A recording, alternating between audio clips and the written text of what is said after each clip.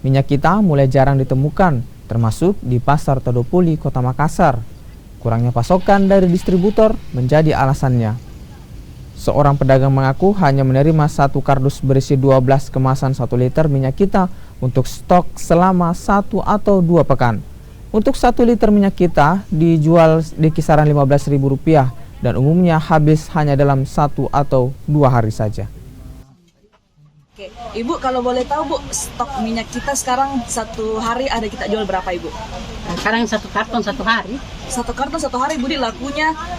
Kita jual yang ukuran berapa Ibu? Berapa Yang liter? 1 liter.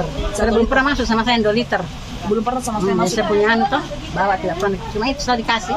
Yang 1 liter gitu. Sudah kita minta 2 karton, cuma 1 dikasih. Katanya bagi-bagi karena kurang berlancar toh jadi. Yang kemasan 1 liter, 2 liter. Minyak apa biasa kita konsumsi? Biasa kita beli. Tergantung dari anunya. Kadang minyak kita biasa juga lima, kenciman. Biasa kita beli minyak kita. Iya. Kalau sekarang masih bisa dibeli. Oh ini lagi kosong barang. Karena naik. Dulu kita waktu beli minyak kita biasa kita ambil kan berapa, Bu?